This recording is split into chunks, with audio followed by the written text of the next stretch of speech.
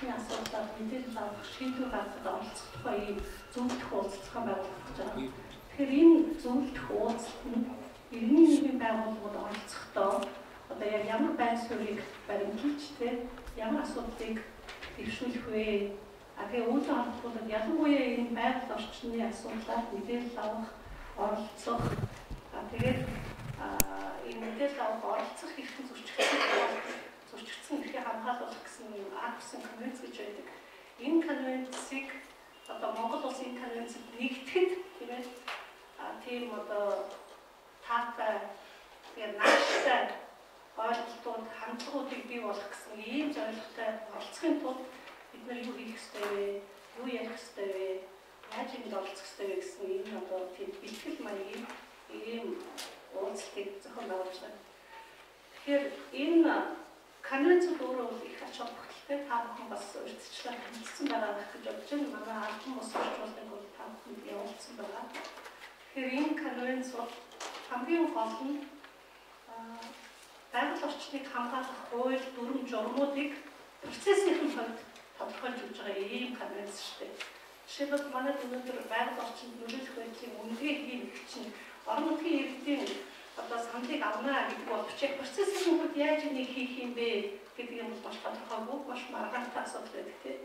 Иргэдийг оролцуулна гэж хэлдэг, хэнийг оруулах вэ, яаж оруулах вэ, хэдэн хүн байвал иргэдийн төлөө хангалттай гэж үзэх юм ингээд баахан асуудлууд гарч ирдэг. Тэгэхээр яг энэ конвенц болохоор зэрэг энэ бүх зохицуулалтуудын үйл явцыг тодорхойлж өгдөг ийм конвенц юм байна. Тийм болохоор зэрэг энэ бол одоо Монгол улс нэгдэж өөрийнхөө одоо үндэсний эрх зүйгээ хуулиа бол нийцүүлэх ийм шаардлага бол гардаг. Тэгээд бид нар бол ер нь ингэж одоо нэгдэж нийцүүлээсэй гэж одоо хүсч энэ байгаль орчны чиглэлээр ажилладаг төрийн байгууллагууд бол үйл ажиллагаа явуулдаг л да. Тийм болохоор одоо энэ болох гэж байгаа уулзалтанд бид нэр одоо энэ зорилгодоо яаж одоо хүрэхэд ямар нэгэн одоо тийм тодорхой алхмуудыг яаж гаргах вэ гэдгийг бид нэр ярилцах гэж байна. Тэгэхээр энэ конвенц маань өөрөөр хэлбэл ерөнхийдөө одоо хүний эрхийг байгаль орчны эрхтэй холбож өгч байгаа. Байгаль орчны салбарт хүний эрхэд суурилсан хандлагыг нэвтрүүлж өгөхөд маш одоо тийм практик үйл ажиллагаа хийдэг юм чухал ач холбогдолтой конвенц. Тэгэхээр одоо энэ тухай бид нар ярилцах юм байна. Тэгэхээр үүн дээр ингэж тавчхан дуусгаад тэгээд энэ юуныхаа төлбөрийнхөө агуулгыг та бүхэн авсан байгаа тийм ээ? Төлбөр авсан байгаа. Тийм болохоор энийг бас танилцуулж цаагаартаа хэлэх байх гэж бодож байна. Тэгэхээр шууд одоо төлбөрийнхөө дагуу хэлээ юугаа хэлчихье. Уулзалтаа эхэлчихье. За тэгэхээр эхлээд бол бидэнд яг одоо энэ 4 сарын 25-26-ны өдрүүдэд зохион байгуулагдах энэ зөвлөлт уулзалтын тухай мэдээллийг ерөнхийлөгчийн зөвлөх сасрмаар хийж өгнө гэж хүсэж байна.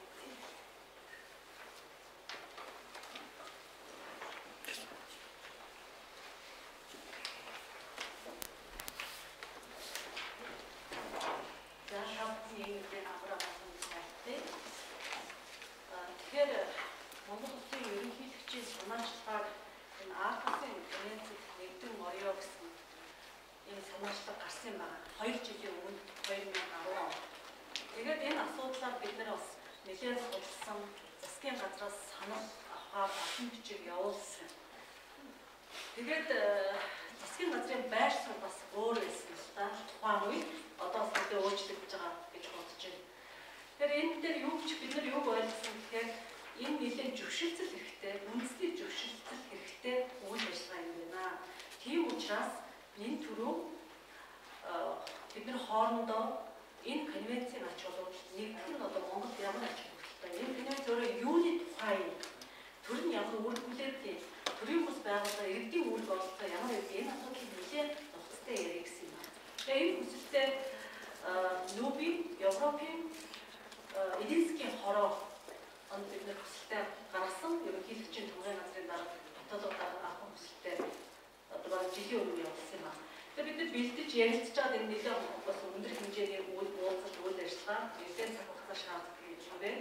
Ингээд 4 сарын 25, 26 Улаанбаатар хотод энэ зөвлөлтөх уулзалтыг зохион байгуулахаар болоод байгаа.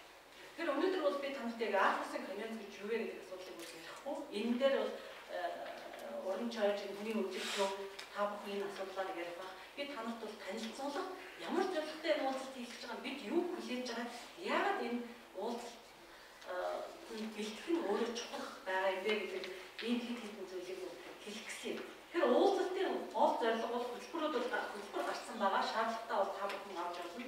Урьдчилсан байдлаар ер нь хөтөлбөрөөр тараачуул яасан ганц зорилго шилж байгаа сайхан гэдэг хөтөлбөрөөр тарааж өгсөн байна уу? За тараасан байгаа. Тэгэхээр энэ уулзалтын зорилго бол бид нар ямар хүсэл тавьсан гэхээр Аартусын конвенцэд элсэн орсон. Одоо бид 44 улс байгаа. Тэрний 7-8 нь бас Европын холбооны бус улсууд байгаа. Энэ конвенц өөрөө Европын холбооны конвенц шүү дээ. Гэхдээ Европын холбооны бус улсууд элсэн орж болдог. 7-8 улс Европын холбооны бус байгаа. Азийн улсууд ер нь станууд байгаа. Тэгэхээр энэ Европын холбооны Аартусын конвенцэд элсэн орсон улс орны хувьд энэ конвенцийг хэрэгжүүлэхэд ямар сайн туршлага байна вэ? Конвенцэд элсэн орохоос өмнө элсэн орсны дараа байгаль орчны асуудлаар иргэдийн оролцоо яаж нэмэгдв? Яаж энэ асуудал нээлттэй ил тод болгоо? Гэдэгтээ бид нэр туршлага хуваалцаач гэсэн хүсэл тавьсан байна. Одоогийн байдлаар 5-6 орноос ирэхэд оролцоо мэдэгдсэн байгаа. Норвеги, Голланд, Польш, Казахстан, Итали гэсэн ийм улсууд байгаа.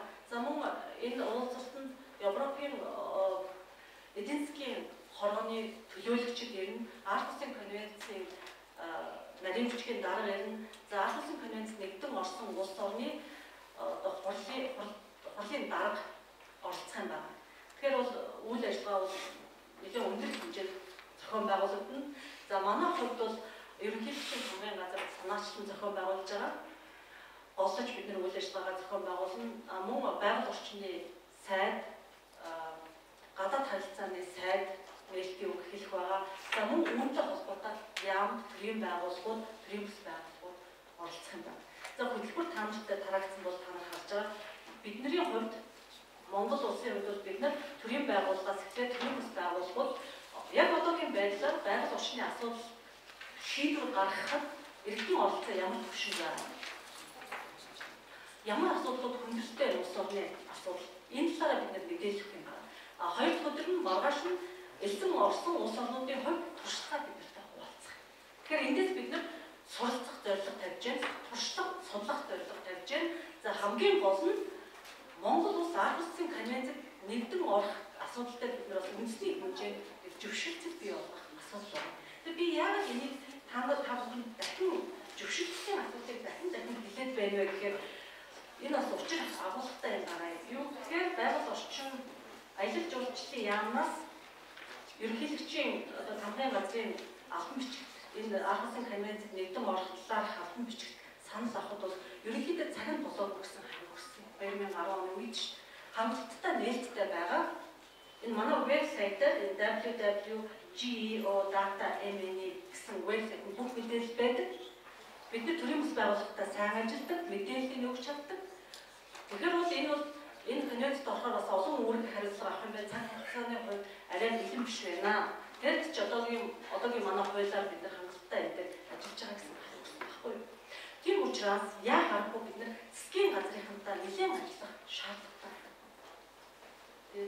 Нөгөө талаар бид нар төрийн бүс байгууллагуудаа хамтарч ажиллах, энэ нөлөөллийн үйл ажиллагаанд ч гэсэн хамтарч ажиллах шаардлагатай байна. Тэгээ би найдаж 2 жилийн дараа бас засгийн газрын байр суурь нэлээд өөрчлөгдөж байгаа ах магадгүй сайн ойлгоогүй конвенц шин тутам учраас тийм хариулт өгсөн байж магадгүй. Тэгэхээр ийм хариултыг өнөөдөр бид нар шүүхгүй л дээ. Бид нөлөөллийн ажлыг явуулна. Тэгэхээр энэ конвенцэд нэгэн орох ач холбогдлын талаар бол манай илтгэгч нар бол хэлэх байна. За энэ өнөөдрийн уулзалтын хувьд бол ерөнхийдөө бол яг бид нар санал гаргасан. Энэ бол ерөнхийлөгчийн хамгийн гадаас зохион байгуулж байгаа бол биш шүү. Нэрний нэгэн байгууллага та бүхний санал зохион байгуулж байгаа үйл ажиллагаа. Биднээс бүр ямар санал хэлсэн юм бэ гэхээр энэ 24 сарын 25-26-ны уулзалт нь иргэний нийгмийн байгууллагууд ихтэй орж ирж байна. Нэгдүгээр энэ конвенцээ ойлгоод ороод ирж байна. Тэгээд энэ конвенц ямар учиртай юм бэ гэх юм уу гэдэг төвшин биш. Нэлээд нухацтай яриад конвенцийнхаа утга агуулгатай танилцаад тэгээ энэ хүрээнд та бүхэн маань бас ихтгэл тавих байгаа иргэний нийгмийн байгууллага. Хэн ихтгэл тавих юм? Ямар байгууллагын төлөөлөл ихтгэл тавих юм? Бид нар зөвшөөрдөж нэрээ өгөөч. бити давхардуулаач ээ. Өөрөөр хэлбэл илтгэгч нар маань бүх асуудлыг давхардуулж ярихгүй өснийхаа чиглэлээр ч юм уу байгаль орчныг бичээрийн нөхөн сэргээлт байдаг юм уу байгаль орчны нөхөн сэргээлт өгвөл уул уурхай гар байдаг юм уу яаж та нар дагнаж болох вэ дотроо энэ асуудлаа яриад ингээд чиглэлээрээ бэлтгэж орж ирнэ. Гэхдээ хамгийн гол нь илтгэл бүх нь иргэдийн оролцоо нээлттэй ил тод байдал яаж хангасыг гэдэг дээр занддаг. Өнөөдөр энэ байдал манад ямар вэ? Тэрийг факт баримтаар хэлж өгнө. Засгийн газар ч нэг сонсов. Тэгэхээр энийг бид нар яаж өөрчилж болох боломж вэ? Тэр бусад улс орноос суралцах. Ийм үйл ажиллагаа байгаа юм аа. Очихондоо тэгэхээр тэр та бүхэн бүгдээрээ мэдж байгаа өнөөдөр бол байгаль орчны асуудал үнэхээр Монгол улсад тулгымцсан асуудал болж байна. Энэ бидний байгаль орчны асуудал эдийн засгийн холбоотой, эрүүл мэндтэй холбоотой, улс орны үндэсний аюулгүй байдалтай холбоотой болж эхэлж байна. Тэгэхээр энэ дээр бид нар иргэдийн оролцоог хангах, энэ загварыг бий болгох, стандартыг оруулах бүрэн боломж энэ конвенцээр байгаа юм шүү гэдэг хэлмээрэн тэгээ та бүхэнд амжилт хүсье. Асуулт үлээ асууж байна. Иргэний нийгмийн байгууллага үзэг баримт гэсэн асуудал сая яригдсан засгийн газрын хэмжээтэй контрол болж байна. Энийг засгийн газар эргээд энэ асуудал дээр бид нар ингэ шийдвэрлэж байгаа гэдгээр гаргаа явуулж байна.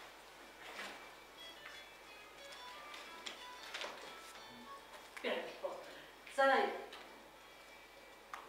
иргэний нийгмийн байгууллага үзэг баримттай тодорхой хүрээнд холбоотой. Гэхдээ өнөөдөр бид яг Аахусын конвенцийн хүрээнд асуудлыг ярих гэж байна шүү дээ.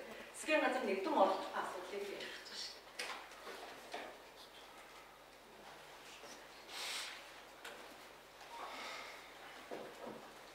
Бид нар орон нутгаас хүмүүс өрнө, төлөөлөл өрнө. Гэхдээ зарлан мөнгөний бол дааж авчиж чадах. Өөртөө ороод зарлаа дагаад ирэх боломжтой орон нутгийн төлөөллийг оруулна. Ялангуяа асуудалтай өмнө говь аймаг, дорн говь аймаг, одоо тэр улсын тэр сум бай тийм ээ, үлсгэлэн зарлаад ингээд байгаа төлөөллийг оролцуулах гэсэн юм байна.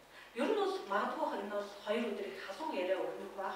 Манай оролцогчид илтгэгч нар ч гэсэн хэлсэн байна. Энэ бол Монгол тулгымцсан асуудал халуун яриа өрнөх баг. Ер нь урд өмнө би мэдэхгүй юм.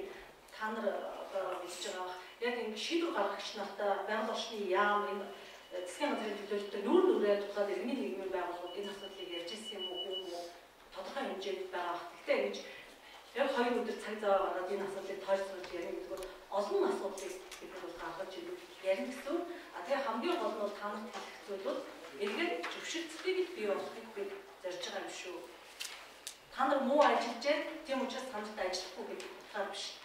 Энэ асуудлаа өнөөдөр тулгымцсан асуудлаа хамтарч яаж шийдэх вэ? Яаж сайжруулах вэ гэдгээр бид нар санал нэгдэх асуудал. Аавсын конвенцтай яаж байгаа юм бэ? Гэхдээ системд конвенцууд их хурдан болох шүү дээ. Тэгж шүүсэн юм дөө. Тэгэхээр тэр их хурдан гişүүд маань юм явах асуудалтай бол та зүгээр албан тушаал нэг яаж шийдэх вэ гişүүдтэй самсалж ирсэн. Ихэнх гişүүдийг бид нар урьж оролцуулахаар байгаа. Бидний зарим байрсууд явах байгаа.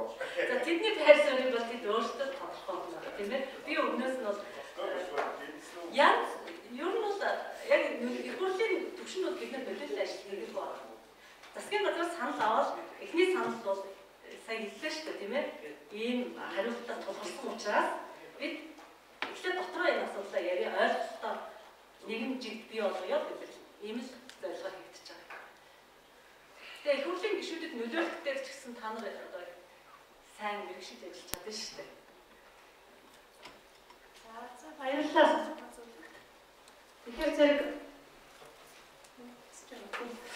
Тэгэхээр ингээд энэ 25-26-ны зөвлөлт хуваалцсан тухай бол бас ойлголт авчлаа гэж үзэж байна. Тэгэхээр одоо нөгөө нэг танилцуулгын нөгөө нэг хэсэг нь болохоор яг Аахусын конвенцийг өөрийг нь бас танилцуулах хэрэгтэй гэж бодож байна. Тэгээд манай охины хөгжлөлтийн хөтөлбөрийн зохицуулагч Илхэн Чимэг энэ тухайд та нарт бас мэдээлэл хийе.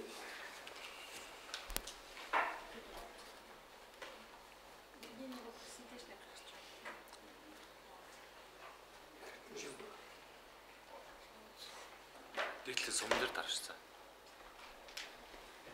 За сайн бацхан өдрийн мэнд хүргэе.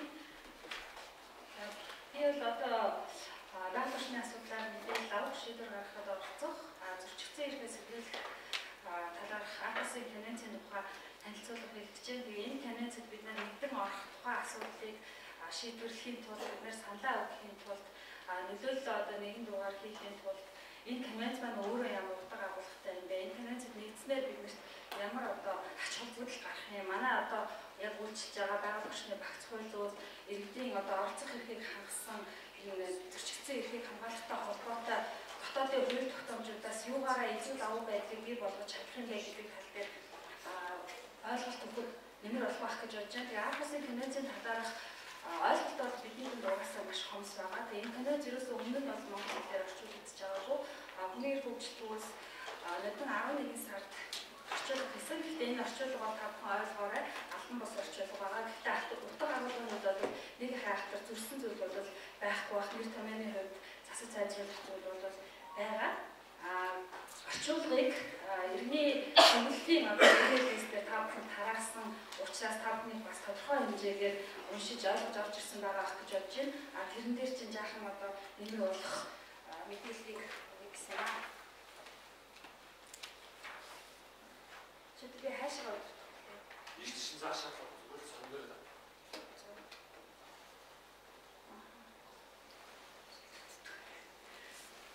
За тэгээ миний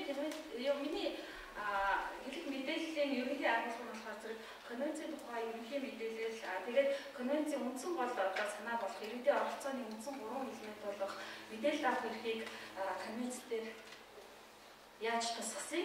Яг байгаль орчны асуудлаар шийдвэр гаргах процессыг конвенцэд яаж тусгасан? Энэ хоёр эрхэм зөрчигдсөн тохиолдолд ер нь байгаль орчны эрхэм зөрчигдсөн тохиолдолд зөрчигдсөн эрхийг хамгаалах яг тэр процедурыг конвенцэд яаж тусгасан гэдэг талаар ярихаас гадна энэ одоо эрхүүдийг конвенцэд тусгасан байдал нь манай өмнөгийн дотоодын хууль тогтоомжоос одоо юугаараа илүү давуу юм бэ гэдэг талаар жоохон дүгнэлт өгөхийг хичээсэн. За түүнчлэн төрийн бас байгууллагуудаас энэ конвенцийн асуудлаар бид нэр өмнө нь одоо юу хийж ирсэн юм бэ гэдэг талаар товчхон танилцуулга байгаа.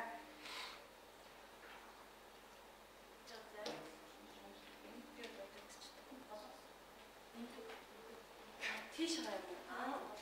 Ийш чинь юу зааш. За тэгээд юуны өмнө би энэ Архусын конвенцийн ач холбогдлыг нэгдсэн улсын байгууллагын ерөнхий нарийн бичгийн дараа Бан Ки Мун одоо нэг ихтгэл дээр сайхан тодорхойлсон байдаг. Тэрийг одоо та бүхэнд ямар ч хэлье гэж бодож байна. Архусын конвенцид юу юмас илүү чухал юм аа гэж хэлсэн байна. Тэгээд энэ гэрээ бол хүний эрх байгаль орчныг нэгэн зэрэг хамгаалах юм ихэр хамгаалалтыг бий болгосон хүчрэг зэвсэг бөгөөд одоо өөр амьсгалын өөрчлөлт зэрэг одоо манай дэлхийд тулгарч байгаа байгаль орчны олон асуудлыг шийдвэрлэхэд бидэнд маш их тус нэмэр болж чадна гэж тодорхойлсон байдаг юм байна. За конвенц 1998 онд батлагдсан. Нэгдсэн улсын байгууллагын Европын эдийн засгийн хорооноос батлагдсан. Европын холбооны улсууд бол хэлтэй нэгдэж орсон. Гэхдээ энэ конвенц бол дэлхийн нийтэд нээлттэй гэсэн дугаар явж байгаа болохоор зэрэг Европын холбооны гишүүн биш улсууд конвенцийн гишүүн талуудын уурлаар зөвшөөрөгдсөн тохиолдолд гишүүн биш улсуудаас нэгдэж орох боломжтой. За 2011 оны 10 сарын 30-ны байдлаар 45 гишүүнтэй 22 зүйл 2 хавсралттай. Хавсралт нь болохоор зэрэг нэгдүгээр хавсралт нь яг ямар асуудалд олон нийтийн оролцоо хэрэгтэй вэ гэдгийг тодорхойлж өгсөн байдаг юм байлаа. Тэрээр болохоор зэрэг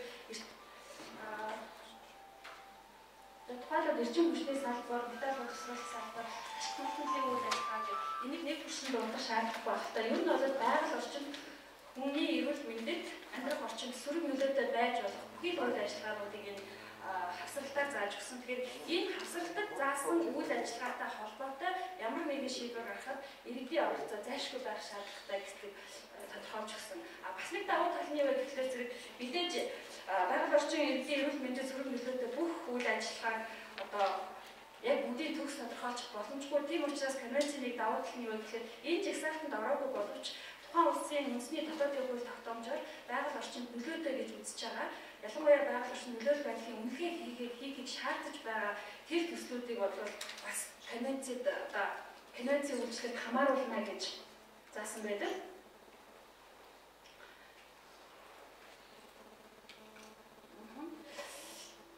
За тэгээд конвенц өөрөө гомдол юм шийдвэрлэх механизмтай. Энэ нь бол бас их давуу талтай. Тэгээд конвенцэд зааснаар болохоор зэрэг талуудын уулзалт буюу гишүүдийн одоо уулзалтаас гомдлыг хянаж шийдвэрлэх юм механизмыг бий болгохыг бол даалгасан. Тэгээд энэ механизм бол 2002 онд анх байгуулагдсан. Үүнээс бол конвенцийн хэрэгжилттэй холбоотой одоо гишүүн улсуудаас ирж байгаа гомдол, дээрээс нь төрийн бүс байгууллага иргэд олон нийт ер нь хинээс ч ирж байгаа гомдлыг бол авч хэлэлцдэг. Тэгээ энэ асуудлыг судалж үзээд тухайн улсын одоо конвенцийг хэрэгжүүлж байгаа асуудал дээр дүгнэлт гаргаад тайлангаа олохоор зэрэг талуудынхаа хуралд явуулдаг. Талуудын хурал нь болохоор зэрэг гомдлын хорооны одоо тайлан хэлэлцэж үзээд тухайн улсад нь даалгавар зөвлөмж өгдөг. Тэр байтугай одоо конвенцийг зөрчсөн байна гэдэг хэрэгжүүлэхгүй байна гэдэг асуудлаар сануулга өгдөг. Конвенцийг хүрээд эдлэх тухайн улсын одоо гишүүний зарим эрхийг нь хасдаг. Бүр их одоо хэрэгжихгүй хугацаатай даалгаврууд биелэгдэхгүй байгаа тохиолдолд гишүүнээс одоо конвенцийн үйлчлэлийг тухайн улсын хувьд хүчингүй болгодог гэдэг гэсэн нэлээд ийм заалтуудтай байлээ. Гэхдээ гомдлын одоо хорооноос гаргаж байгаа энэ шийдвэр нь бол мэдээж зөвлөмжийн шин чанартай. Гэхдээ зөвлөмж боловч бас нэлээд хэрэгжилт нь гайгүй байдаг юм байна гэж энэ конвенцийн юу гэж гомдлын хорооны тайлан уншиж байхад бол харагдчихсэн. За гомдлын хорооны тухай мэдээлэл, дэлгэрэнгүй мэдээлэл энэ вебсайтнаас бас харж болно. Гомдлын хороонд болохоор зэрэг хэн гомдол гаргаж болох вэ гэхээр зэрэг гишүүн улсууд, бусад улсуудынхаа талаар гомдол гаргаж болно.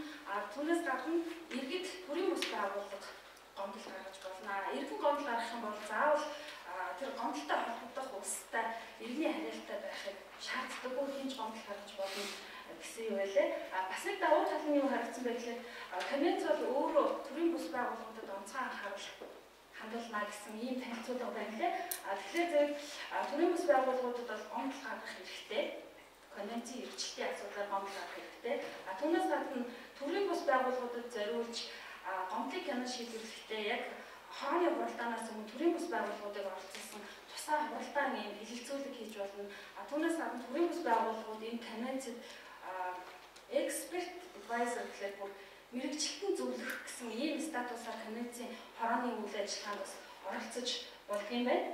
Тэгэхээр энэ бол бас одоо Монголын төрийн бүс байгууллагуудад бас нэг нөлөөллийн шинэ одоо юу гэдэг тавцан бий болох байх нэг ач холбогдолтой гэж үзэж байгаа.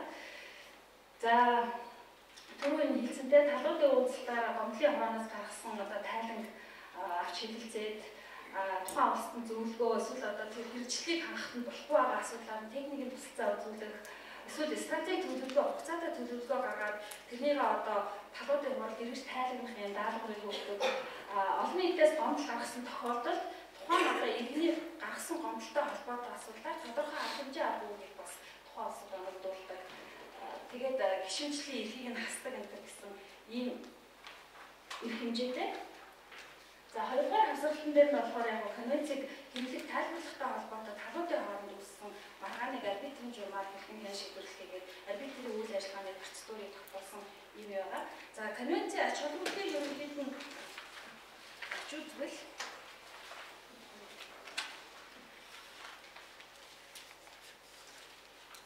мэдээлэл авах шийдвэр гаргахад оролцох зөрчигдсөн эрхээс сэргийлэх байгаль орчны асуудалтай сэргийлэх явдлыг нэгэн зэрэг цогц байдлаар олон улсын нэг гэрээнд анх удаа хурж өгсөн эдгээрээ их ач холбогдолтой гэж үздэг юм байна. Түүнээс гадна бол байгаль орчны энэ эрхийг процедурын хувьд процессын эрхийг анх удаа олон улсын гэрээгээ баталгааж өгсөн юм байна. Манай байгаль орчны хууль тогтоомжуудыг бид нар ч гэсэн аваад үзэх зэрэг оролцоог бол ерөөсөө хаасан байдаггүй.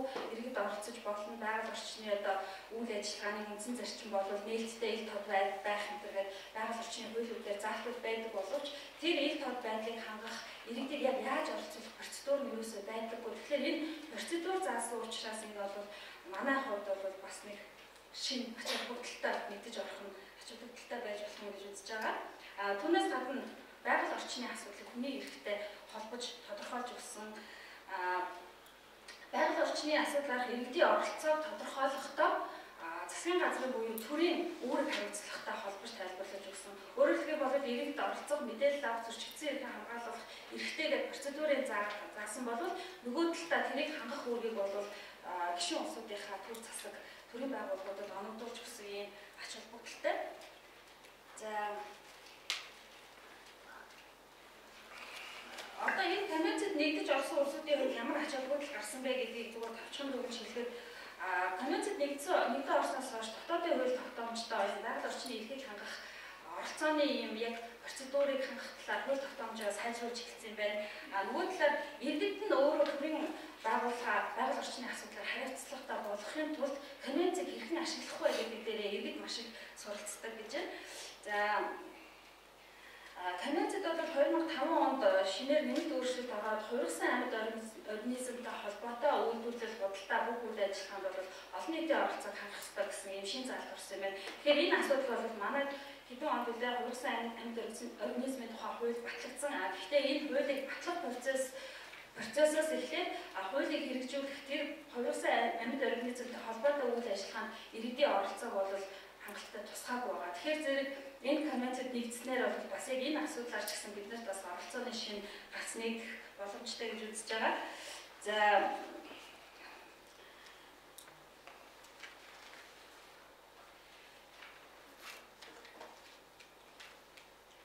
конвенцийг дотоодынхоо хууль тогтоомжуудтай харьцуулж үзэхэд мэдээж байгаль орчны асуудлаар яг иргэдийн оролцоотой холбоотой заалтууд бол үндсэн хууль дээр байдаг.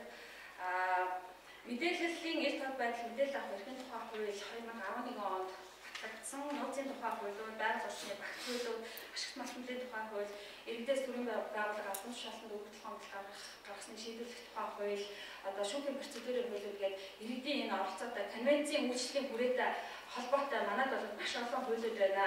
Энэ хуулиудыг ингээд харьцуулаад үзэхэд яг мэдээлэл авах эрхийн тухайд бол энэ 2011 онд батлагдсан мэдээллийн эрх тод байдлын тухай энэ хууль бол нэлээд сайн зохицуулалттай. Өөрөөр хэлэх юм бол конвенцэд юу зохицуулсан байна гэхээр зэрэг конвенцэд бол төрийн байгууллага байгаль орчны холбоотой бүх мэдээллийг өөрийнхөө төрийн албан тушаалтан өөрийнхөө одоо хариуцж байгаа салбартаа бүх мэдээллийг өөр дээрээ цуглуулад тэрийг байнга шинжиж байх, иргэд хүссэн тохиолдолд мэдээллийг нь шуурхаа өгч явах, ямар үндслээр татварцж болох нь ямар хугацаанд өгөхийг нэлээд процедурын ямар мэдээллийг ил тод байлгах ингээд процедурын заалтууд бол конвенц дээр бол нэлээд тодорхой заагдсан. Яг энэтэй адилхан заалтууд бол манай энэ мэдээллийн ил тод байдлын тухай хуульд бол байна. Зарим талаараа манай хууль бол бас давуу талтай байна. Тухайлбал бол конвенцэд байгаль орчны асуудлаар иргэдийн мэдээлэл авах одоо хүсэлтэд 1 сараас доошгүй хугацааны дээшгүй хугацааны дотор хариу өгнө гэж байгаа. 1 сар гэж нь бол бас нэлээд урт байгаа. Гэтэл манай энэ мэдээлэл авах эрхийн тухай хуульд бол 7 хоногийн дотор гэх мэтлэн бас давуу заалтууд бол байна л да. Гэхдээ манай мэдээллийн ил тод байдлын тухай энэ хууль бол ерөнхий бүх төрлийн мэдээллийг багтаасан. Харин конвенцэд бол байгаль орчны талаар мэдээлэл авах эрхийг илүү наривчлаа зааж өгсөн учраас энэ одоо конвенцэд нэгдэж орсноор энэ хуульд байхгүй байгаа тэр зохицуултыг бас нөхөх боломжтой гэж үзэж байгаа. Ялангуяа байгаль орчны мэдээлэл гэдэгт юу багтааж ойлгох вэ гэдгийг конвенцэд их нарийн бүр дурдж ингэж өгсөн байлаа. За түүнчлэн одоо оролцооны тухайд яриад үзэхэд бид нар мэдж байгаа шүү дээ. Тухайлбал ашигт малтмын тухай хууль дээр Хаагуулын тусгай зөвшөөрөл олгоход 30 хоногийн дотор орон нутгаас санал авах гэдэг ингээд заалт байж байгаа. Тэр энэ заалт бол огт хэрэгжих боломжгүй гэдэг нь тодорхой. Гэтэл конвенц дээр ямар заалтууд байна вэ гэхээр тодорхой үйл ажиллагаанд орон нутгийн иргэдээс санал авахын тулд хэрэгжих боломжтой орон нутгийн иргэд одоо мэдээллийг аваад мэдээлэл дээр үндэслээд үр дүнтэй оролцох тийм бололцоо бүхий хугацааг зааж өгөх ёстой гэж байгаа. Тэгэхээр хэрвээ конвенцэд нэгдэж авах юм бол манай ашигт малтмын тухай хуулийн одоо энэ 30 хоног гэдэг заалт бол конвенцтэй нийцэхгүй байх гэж шиг бид нар бас ярьж болох байх л та. Тэгээ яг энэтэй адилхан маш олон ийм дотоодын хууль тогтоомжийн дутагдaltaй байдлыг нөхөх заалтууд энэ конвенцийн оролцоо тодорхойлсон хэсэгтэр нь бол байна. Тухайлбал байгаль орчны нөлөөлөл байдлын үнэлгээний тухай хууль дээр наривчлсан үнэлгээнд орон нутгийн иргэдийн саналыг авах гэж байгаа боловч түрүүн онцоош дарах хэлсэнтэй ямар санал авах процесс нь байдаггүй учраас хэрэгждэггүй.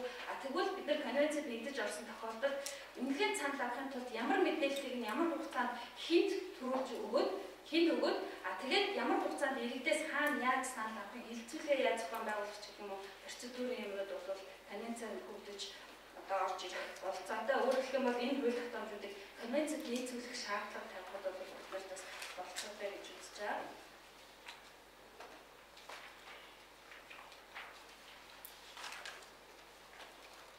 Конвенцэд тусгасан ерөнхий зарчмууд нь юу вэ гэхээр зэрэг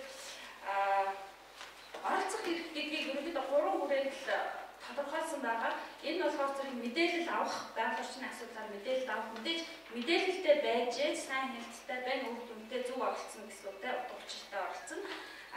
Мэдээлэл авсны дараа яг тодорхой үйл ажиллагааны шийдвэр гаргахад бол оролцох процедурыг бас зааж өгсөн байна. Энэ дээр болохоор зэрэг зөвхөн одоо тодорхой төслүүдэд уул уурхай эрчим хүчнийч гэдэг юм уу түрүүний нөгөө нэгдүгээр хавцралтанд заасан үйл ажиллагаануудаас гадна орон нутгийн тус нутгийн хэмжээнд хэрэгжих томоохон хэмжээний төсөл хөтөлбөр төрийн бодлогыг боловсруулахад хүртэл иргэдийн оролцоо шаардна гэсэн заалт байж байна. Байгаль орчинтой холбоотой нөгөө хэм хэмжээ тогтоосон актуудыг батлах, боловсруулах, хэрэгжилтийг нь хянахад бас иргэдийн оролцоог одоо хангах ёстой гэсэн ийм заалтууд байна. Түүнээс гадна хамгийн гол бас нэг юм нь болохоор зэрэг зөрчигдсөн эрхийг сэргээх тухай асуудал байж байна. Энэ дээр зөрчигдсөн эрхийг сэргээх гэдэг дээр нь хоёр асуудал дээр ярьж болох юм байна л дээ. Нэг нь бол нөгөө түрүүний дурдсан эхний хоёр элемент буюу мэдээлэл авах, оролцох эрх нь зөрчигдсөн тохиолдолд эрхийгээ сэргээх гомдлыг болгоод гаргаж болж байна. Нөгөө талаар байгаль орчинтой холбоотой хууль тогтоомжийн зөрчил, төрийн байгууллага эсвэл одоо төрийн бус хувийн сектороос ч гэсэн байгаль орчны зөрчил гаргасан тохиолдолд тэр одоо зөрчигдсөн эрхийг сэргээх асуудал бол энэ конвенцэд хамаарах нэ. За мэдээлэл авах эрхийг бол яаж үйлчилсэн байна гэхээр мэдээлэл байгаль орчны мэдээлэл гэдгийг айгүй нарийн тодорхой дурдж тодорхойлж өгсөн байлаа. Ямар мэдээлэл бол байгаль орчны мэдээлэл гэж үзэх үү? Түүнээс гадна мэдээлэл өгөхөөс татгалзах үндэслэлийг айгүй нарийн сайн тусгаж өгсөн. Тухайлбал энэ тухайн мэдээлэл хүссэн мэдээлэл тухайн албан тушаалтанд хамаарахгүй эсвэл хүсэлт нь хийж ерөнхий эсвэл авах гэж байгаа мэдээлэл нөгөө ихтгэхийн ерөнхий томьёолцсон болоод ямар мэдээлэл авах нь өгөх нь тодорхойгүй ч гэдэг юм уу? Эсвэл одоо төрийн нөөцтэй холбоотой шүүх мөрдөн байцаалтын шатанд байгаа хэрэгтэй холбоотой оюуны өмч хуулиар хамгаалсан худалдааны болон бизнесийн нөөц гэх мэт ийм мэдээлэл өгөхөөс татгалзах үндэслүүдийг заасан байна. Гэхдээ энэ нэг бодлын хязгаарлалт юм шиг боловч энэ татгалзах үндэслэлийг бас хязгаартай хэрэглэнэ гэж заасан байна. Тухайлбал хэрвээ хүссэн мэдээлэл тухайн албан тушаалтанд хамаарахгүй байх юм бол тэр албан тушаалтан тэр мэдээллийг хариуцж байгаа албан тушаалтанд хүсэлтийг нэн даруй шийдвэрлэдэг. Нууцтай холбоотой мэдээлэл хүссэн байна. Тэрэнд нь ингээд татгалзах үндэслэл болчих юм бол хүссэн мэдээлэл нь нууцтай холбоотой мэдээлэлээс бас салгаж болохоор байх юм бол салгаж өгнө гэсэн заалт байхгүй. Тухайлбал байгаль орчны нөлөөлөл байдлын үнэлгээний тайлан бид байгаль орчны яамд зохисдог. Тэгэхээр зэрэг нэг үнэлгээний дотор чинь техник эдийн засгийн үндэслэлийн хэсэг байгаа учраас одоо энэ тэр хэсгийг та нарт өгөх боломжгүй энэ гэдэг. Гэтэл яг үгээр энэ конвенцаар бол техник эдийн засгийн үндэслэлтэй холбоотой хэсгийг нь салгаад холбоогүй байгаль орчны нөлөөлөл мэдээллүүдийг нь одоо өгөх боломжтой ч гэх юм уу ингэж ашиглаж болох нь. За татгалзсан шалтгааныг бол заавал бичгээр хүсвэрээс гэдэг нь хадчих юм.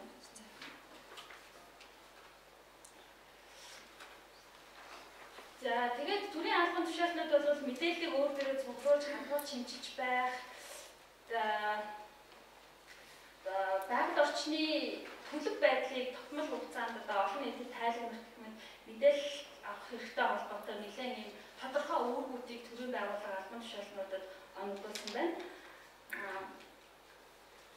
Оролцооны хувьд болохоор зэрэг түрүү хэлсэнтэй зөвхөн одоо тодорхой төсөл биш бодлого төлөвлөлт үйл ажиллагаа хэм хэмжээнд бас аргатай боловсруулах хүртэл иргэдийн оролцоог бол шаардах ёстой гэдэг. Оролцоог хангахын тулд эхлээд мэдээлэл өгөх ёстой гэж байна. Мэдээллийг хамгийн боломжтой хувилбараар аль болох эрт цаг хугацааг харгалзсан үр дүнтэйгээр зохих арга замаар эсвэл ганцаарчлан эсвэл нийтээр нь тухайн одоо төслийн нөлөөлөлд өгдөг олон нийтэд хүргэх үүргийг оногдуулсан байгаа. Тэгээд олон нийтэд тэр тараах мэдээлэлд юу байх ёстой гэдгийг бас наривчлан дурдж өгсөн. За зөрчигдөх эрхийн тухай түрүүн бас би нэлээд ярьчихлээ. Байгаль орчны асуудлаар мэдээлэл авах эрх зөрчигдсөн, оролцох эрх зөрчигдсөнөөс гадна байгаль орчны хуулийн зөрчил бас гомдол гаргах асуудлыг энэ конвенцийн үйлчлэлийн хүрээнд оруулж болох юм. Хамгийн гол нь манайд энэ дээр нэг дутагдaltaй байдаг юм бол төрийн бас байгууллагуудын байгаль орчны асуудлаар нэхэмжил гаргах эрх манайд нээлттэй байж чаддаггүй. Тэгэхээр зэрэг конвенц тэрийг нөхөж болох юм шиг байна. Яг тэгэхээр зэрэг нэхэмжлэл зөрчигдсөн эрхээс сэргийлэх нэхэмжил гаргахын тулд хангалттай ашиг сонирхолтой байх ёстой гэсэн шалгуурыг тавиад хангалттай ашиг сонирхол гэдгийг төрийн бас байгууллагуудын хувьд тодорхойлох орчныг хамгаалах үйл ажиллагаа явуулах бүрийн бус байгууллага бол угаасаа л хангалттай ашиг сонирхолтой гэж тодорхойлсон байлаа. Тэгэхээр зэрэг яг үгээр бид нөгөө нэг ихэмжлэл гаргахад одоо төрийн бус байгууллагын эрхний дарамтын одоо юу гэдгийг матад цомд байгаа асуудал таны эрх зөрчигдөөгүй гэсэн одоо тэр хаалт маань одоо арилгахад энэ конвенц бас хэрэг болж магадгүй гэж байгаа. Нөгөө талаар маргаан шийдвэрлэх яг энэ конвенцийн дагуу холбоотой энэ маргаан гарах юм бол түүнийг шийдвэрлэх механизм нь үн төлбөргүй бөгөөд эсвэл хямд зардал бүхий механизм байх хэрэгтэй гэж байна. Тэгэхээр одоо манайд гардаг асуудал юу вэ гэхээр бид нар байгаль орчны асуудлаар хэмжил гаргахад улсын тэмдэгтийн хураамж ярьдаг. Ялангуяа хохирол хэмжлэх юм бол хасар өндөр үнийн дэвтэй тэмдэгтийн хураамжийн асуудал гардаг. Дээрээс нь шинжээчийн зардал гэх мэт нөгөө шүүхийн нөхөд төлөвлөх зардал яг байгаль орчны асуудлаар хэмжил гаргахад цаад болдог те. Тэгэхээр энэ конвенц бол тэрнийг одоо засах ийм заалтуудтай юм байна. За Монгол улс конвенцэд нэгдэж орж болох уу? Энэ дээр бол нүүбийн гишүүн аль ч улс конвенцэд нэгдэж орж болно гэсэн юм заалттай. За энэ сүүлийн үеийн мэдээлэл гэдгээс зүгээр онцлог шууд дурдаад хэлчихэд юу вэ гэхээр зэрэг конвенцийн хорооны 2012-аас 14 оны ажлын төлөвлөгөө гэж батлагдсан байлээ. Энэ төлөвлөгөөнд 12 оны төлөвлөгөөнд Монгол улсын хүсэлтээр тухайн улсад конвенцэд нэгдэж ороход нь туслах ийм одоо ажлын хэсэг ч юм уу төлөвлөгөө гаргацсан байна. Тэгэхээр энэ бол бид нар тэгээд конвенцэд нэгдэх юм бол конвенцийн хорооны зүгээс бол бас санаачлах дэмжлэг байгаа байна гэсэн ойлголтыг бидэнд өгч байгаа. Түүнээс гадна конвенцийн хорооноос одоо илүү анхаарал хандуулж байгаа юм юу вэ гэхээр зэрэг хуульчид шүүхийн байгууллагын ажилтнуудыг байгаль орчны асуудлаар оролцох, иргэдийн оролцооны асуудлаар одоо мэдлэг чадхын дээшлүүлэхэд илүү анхаарч байгаа байна.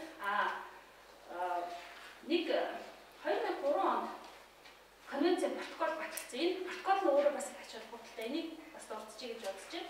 Бохирдол үүсгэх болон бохирдол үүсгэх зүйлсийг шийдвэрлэх үйл ажиллагааны бүртгэлийн тухай хууль протокол нэмэлт протокол баталсан байна. Тэгээ энэ нөгөө орчуулгын жоохон сонирн байж магадгүй. Pollutant release transfer register гэж байгаа байхгүй. Тэгэхээр зөвхөн бохирдол гаргах, тэгээд тэр бохирдол гаргах бодисыг өөр хоорондоо шилжүүлэхтэй холбоотой үйл ажиллагааг бүртгэлжүүлэх гэсэн утгатай юм шиг байна. Тэгэхээр зэрэг ерөөсөө нөгөө байгаль орчныг бохирдуулж болох химийн хорт байдлыг хэрэгжилж байгаа, худалдааж байгаа, хадгалж байгаа тэр бүх үйл ажиллагааны нэгдсэн бүртгэлийг гаргах юм байна. Тэгээд тэр бүртгэл дээр нь болохоор зэрэг ямар байгууллага хэрэгжилж байгаа, хаана үйл ажиллагаа явуулж байгаа, яг ямар үйл ажиллагаа явуулж байгаа, ямар бодисуудыг хэрэгжилж байгаа энтергээд бүх мэдээллүүд байх юм байна. Тэр мэдээллийг болохоор зэрэг улс төрийн байгууллага бол хариуцж бий болгоно. Тэгээд тэр нь олон нийт авахд маш их хялбар төхөм энгийн аргаар бий болох хэрэгтэй гэсэн ийм зохицуултыг гаргаж ирсэн байна. Хэрвээ энэ бид нар одоо бас нэг санал төвшүүлдэг байгаа юм гэхээр зэрэг конвенцэд нэгдээс гадна энэ конвенцийн протокол нэгдэх асуудлыг бид нараас авч үзэж болох юм уу? Тэгэх юм бол нөгөө өнөөдөр замбраагүй хэрэгжүүлж гэж яриад байгаа химийн хорт бодисын хэрэглээг бүртгэлжүүлэх эрэг хяналттай байх боломж энэ протоколоор нэгдэх юм уу гэсэн санаа байгаа. Тэгээд энэ конвенцтэй холбоотой төрийн бас байгууллагууд нэг айлтар болоод хүчтэй нөлөөлөл хийж байгаа зүгээр бусад байгууллагууд хийжсэн байх та бүхэн дараа нь асуулт хариултын цагтыг нэмээд ярьчихна биз.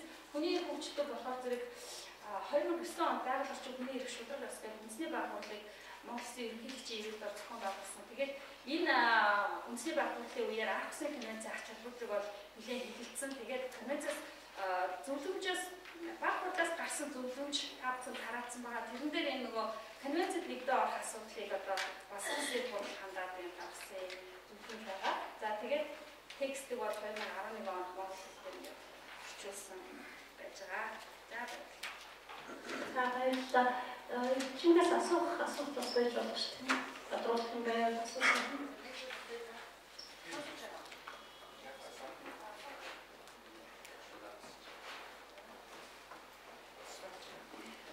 Энэ дэлгэш 400-аар орсон байна шүү дээ. Нэг 45 онцод нэгдсэн байна шүү дээ. Энэ чагсаалт нь харагдаж байна. Чагсаалт нь бол ихэвчлэн Европын холбооны улсууд байна. Европын холбооны улсууд байна. Европын холбооны гишүүн биш улсууд бас тодорхой улсууд нэгдсэн байт юм байна. Тугаалын 4 улс. Тэгээд ер нь Украин, Белорус, Украин, Молдов, Белорус гэсэн 3. Тэгээд нэг 7 улс болчихж байгаа. Нэмхэн тэгээд Европын холбооны гишүүн. Европын холбооны улсуудаас гадна Европын холбооны улс Албан, Босни, Герцеговина Монтенегро, Серб зэрэг улсууд байдаг юм. Тэгээд нөгөө Төв Азийн Казахстан, Кыргызстан, Тажик, Туркменстан, Кавказаас Армени, Азербайджан, Хуурчин социалист орнуудаас Украин, Беларусь, Молдов гэдэг улсууд байдаг. Дээр нэмэх Европын холбооны гишүүн санагдаа. Энэ 2009 оны байгууллагын шатрын хэсэгтэн энэ үхийстэй. Эндээс одоо тэр өвгөн гараад ямар үгдэн болсон бэ? Одоо тэрнээс чинь 3 жил бол одоо энэ оролцоо би тэмдэглэл үйл би тавиад авчихсан. Тэгээд тэглээгээд тэрнийх нь үгдэн энэ Монголынхаа хөрсөн дөрвийг байгуулалтанд яаж авсан? Одоо энэ үний эрдэмтэд бүгдээ ажиллаж байгаа. Тэгээд янз бүрийн төсөлтийн юмнуудыг тэдээр дуулдаж явж байгаа Америкийн гадаад ингэж яриад байцаах юм аваад байсан. Эргээд яах юм? Болдгийн болдгоороо явж байгаа, нөхөртгийн нөхөртгөөрөө явж байгаа. Эннийхээ ач холбогдолыг ярьж өгөөч. Тэгэхээр энэ одоо нэг юм өнөөдөр үлдэж ирсэн юм. Энэний гадаа зөвлөмж шиг юм болсон байх. Энэ зөвлөмжийг болохоор хадгалах бүх байгууллагуудад бид нэр явуулсан байгаа. Бид нэр энэ жил яг одоо зөвлөмжийнхаа хэрэгжилтийг бүтнээр нь олоод үнэлж үзээгүй. Гэхдээ ер нь харж байхад бол нэлээд их хэрэгжсэн байдаг юм. Тухайн бол Аргусын конвенцэд нэгдэх асуудлыг бид нэр зөвлөмжид тусгаад холбогдох байгууллагуудад өгсөн байна. Магадгүй өнөөдөр одоо Аргусын конвенцэд нэгдэлтэй холбоотой явж байгаа санаачлах бол тэрний бас үр дүнгийн нэг хэсэг явж байгаа гэж бодож байна. Түүнээс гадна бид нэр зөвлөмжин дээр байгаль орчны асуудлаар тусгай багийг улсын мөрдөн байцаах газар, прокурорын газрын зэрэг байгаль орчны хэргийг мөрдөн шалгах тусгай хэлтс байгуулах гэдэг саналууд тавьж ирсэн байлаа. 2010 онд улсын мөрдөн байцаах газрын зэргийг байгаль орчны тусгай одоо 6 хэлтс центр гэж байгуулагдсан. Байгаль орчны хохирол орцох аргачлалыг одоо нэн даруй батлаач гэсэн шаардлага тавьж ирсэн. Аргачлал 2010 оны байдлаар эцсээр батлагдчихсан гэх мэт. Ерөнхийдөө ингэ ярих юм бол хэрэгжилтүүд бас байна, хэрэгжээгүй асуудалч байна. Гэхдээ хэрэгжээгүй асуудлыг бид нэр цааш нь хэрэгжилтэн дээр одоо болтол ажил дээр нэг авч явж байгаа. Хоёрдугаар тодорхой нэг одоо зөвлөмж бол мэдээж ялангуяа байгаль орчинтой холбоотой асуудал бол 1-2 жилийн хугацаанд шийдчихгүй байна. Бид нэр асуудлаа цэцэлж ярьж ямар асуудлыг одоо сайжруулах вэ гэдэг дээр ядаж саналаа нэгтгэж нөлөөлөл хийж байгаа гэдэг маань ч гэсэн бас нэг үр дүн байна. Энэ олон улсын ханиугт гэдэг нь олон газар чинь байгаль орчны одоо 10 сарын ханиугт гэж байж байна. 2097 оны 6 дугаар сарын манай улсын их хурлаар батлагдсанараа энэ үйл дэлхийд одоо тэр дараах мөрдөс хууль гэж байна. Энэ ханиугт чинь өөрөө энэ баруун Монголын их нууруудын хатгарын тэр шувуу амьтныг хамгаалах тухай илүү тусгасан байсан. Энэ одоо зөвсөлтөө бүр устгах гэх нуу шигээл ингээ явж байгаа. Энэ олон улсын ханиугт чинь энэ яаж ажиллах вэ? Ямар одоо шийдвэр гаргаж байгаа вэ? Монголд яаж хандах вэ?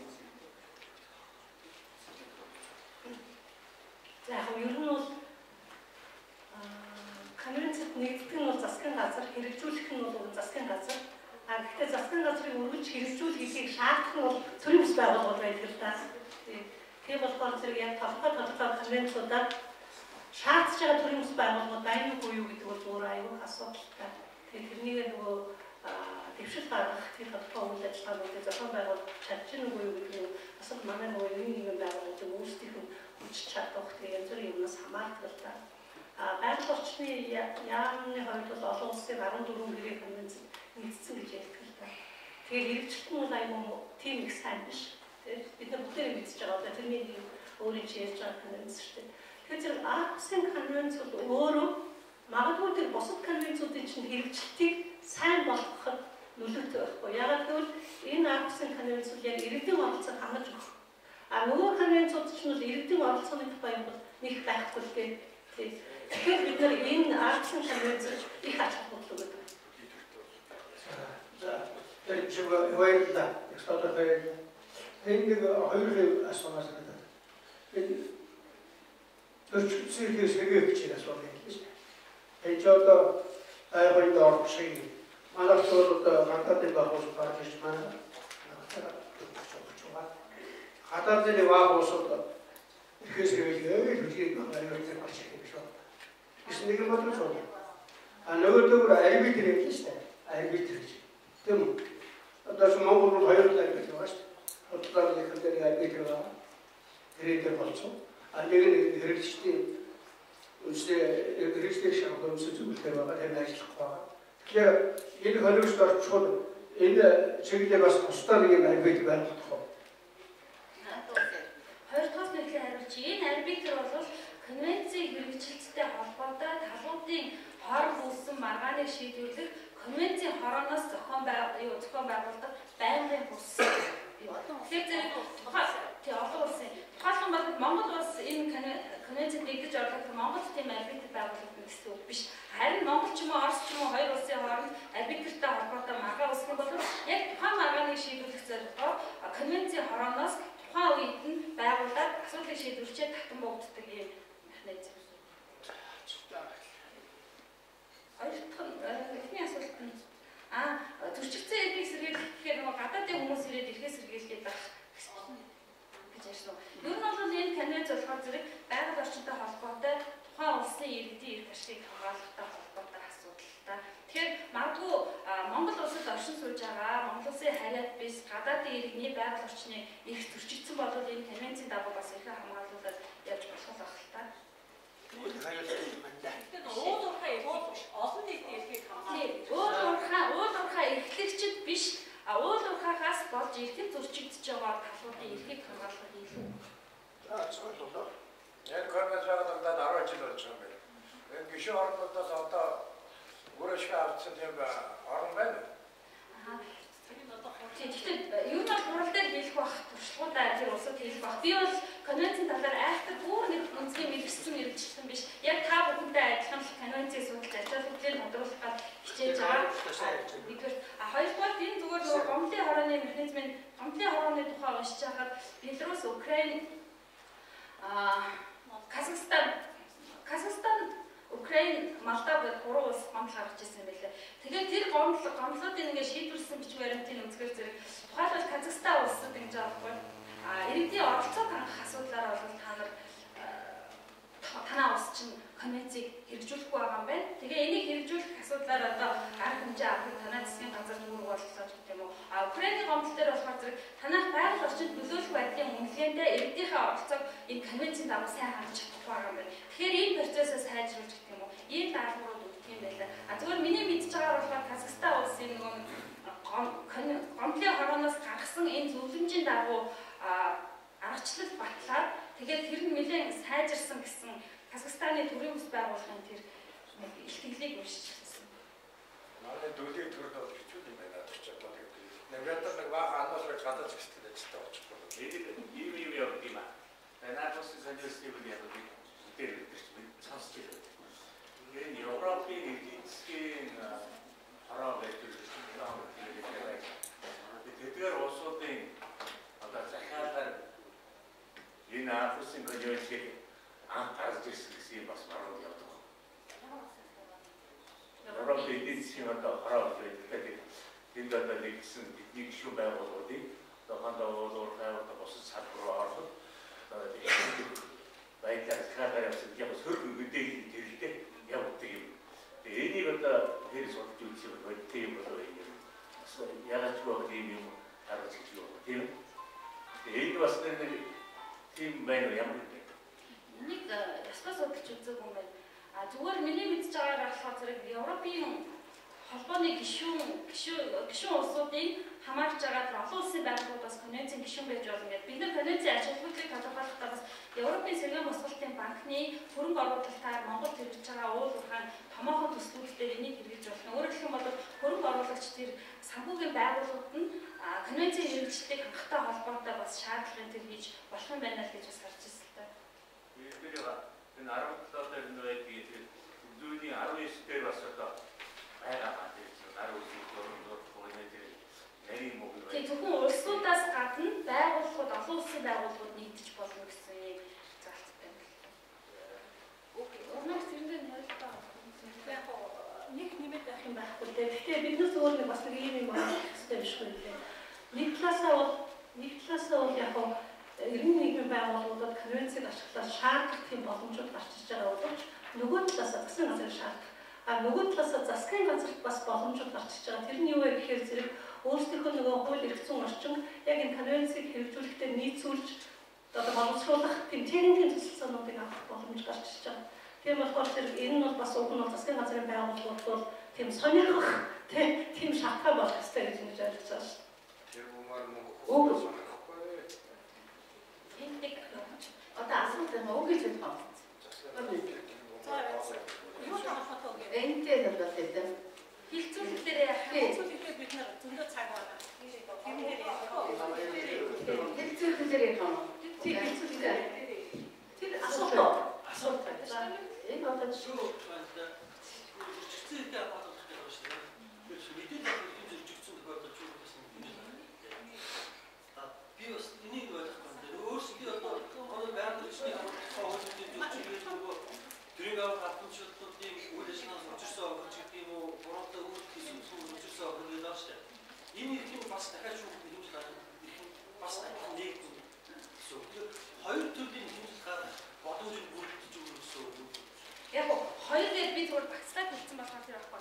Ер нь бол мэдээлэл авах эрхлэн зөрчигдсөн тохиолдолд шудраг явсанд хүрэх буюу хэмжил гарах асуудал тэнцвэр хамааралтай гэж байгаа. Оролцох эрхлэн зөрчигдсөн тохиолдолд бас гомдол гарах хэрэгтэй гэж байгаа. Түүнээс гадна байгаль орчны хоёр тогтоомжийн бусад зөрчлийн асуудлаар хэмжил гаргахад хамаарна. Тэгээд гол нь энэ дээр болохоор зэрэг бид нар юу гэхээр бид нар байгаль орчны асуудлаар хэмжил гаргах гэхлээр зэрэг шүүхэн харааг бус энэ ч юм уу эсвэл тэмдэгдийн хураамж хэмжлэх хэрэглээд олон бэрхшээлүүд учирдаг. Тэр бэрхшээлүүдийг арилгахад энэ конвенцээр заасан стандарт өөрөө нэг болох байна. Наад энэ одоо энэ конвенцийг нэвтрэх гэсэн юм. Энэ наад конвенцийг манай улсын засгийн газрын дэмжих үү? Дэмжихгүй байгаа бол одоо бид энийг одоо дэмжүүлэх талаар бид юу байгаа одоо ингэ ярих гэдэг. Одоо нөгөө хоёр талаас зөвшөөрөлтөөр энэ шийдвэр үр дүнтэй хаваа.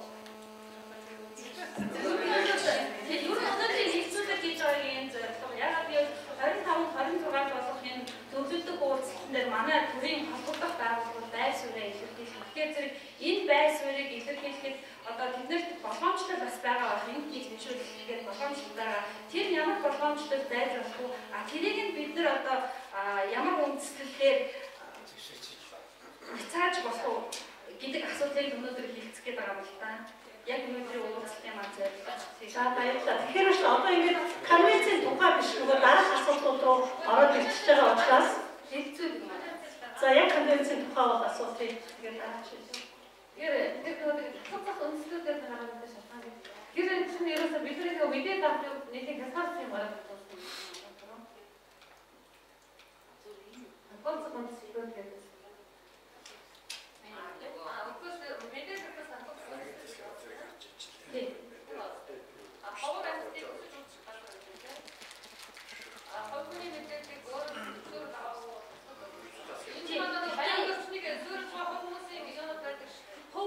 Хувийн мэдээлэл. Тэгээд нөгөө энэ заалтуудыг ингээ харахад зөвхөн байж байгаа. Онцгой боловсролын шатнд байгаа гэрээ байгууллагын мэдээлэл. Бид нар боловсролын шатнд байгаа үед өөрсдөө хяналтаар явж байгаа шүү дээ. Тэгэхээр энэ хүмүүс чинь ингээ хахацсан өгөөс хатсан юм байна. Тэгэхээр хараа энэ чинь байж байгаа хамгийн доотлын стандартыг тогтоож байгаа. Үндэсний хууль тогтоомжоор энэс дээш стандарт байгаа бол тэрийг хэрэглэх асуудлыг конвенц ерөөсөө өөрөө үгүйсгэхгүй. Тэгээд би түрүү хэлсэн чинь манай мэдээлэл авах мэдээллийн их тод байдлын тухай хууль бол яг энэ асуудлаараа конвенцтэй харьцуулахад бол ишөө илүү давуу талууд байна. Тэгэхээр конвенцэд нэгдснээр тэр хуулийн дэвшилтэд зарлуудыг бид нэр хэрэглэх боломжтой нэгмээр заахгүй. Хоёрдугаар энэ цогцох үндслүүдийг ингээ хангах гэсэн бас таван юмнууд байгаа. Тухайд авах гэж нийтийн хязгаар тухайд нийтийн аюулгүй гэж одоо бид цөмийн энерги огшааны бодлого шүүгээд тэмцээд энэ бас одоо гэрээ хийх зүйлийг бодлого боловсролын шатнаар явах юм ямар байх вэ? Энийг ч мэдээд байгаа. За энэ дээр би тэгвэл цаашаа хэлчихье. Би энэ дээр нэг поинтыг бас дутуу өгсөн байна. Энэ татгалзах үндслүүд байна. Гэхдээ энэтэй хамаатай бас ямар ч тохиолдолд нууцж болохгүй мэдээлэл гэж бас байна. Тэр нь болохоор зэрэг байгаль орчин хүний эрүүл мэндэд сөрөг нөлөө бүхий үйлдвэрлэл үйл ажиллагаатай холбоотой бүх төрлийн мэдээллийг нууцж болохгүй гэсэн юм байна. Энэ заалт байна. Тэгээ энэ заалт болохоор зэрэг манай байгууллагын нууцын тухай хууль дээр ч гэсэн бас дотоодын хууль дээр байдаг байхгүй юу? За ингэ яг хэдүүлээ эхний одоо энэ танилцуулгынхаа хэсгийг дуусаад 15 минут завсарчихъя. Тэгээд дараа нь орж ирээд яг нөгөө хэлцэх юм дээрээс. Баярлалаа. Баярлалаа.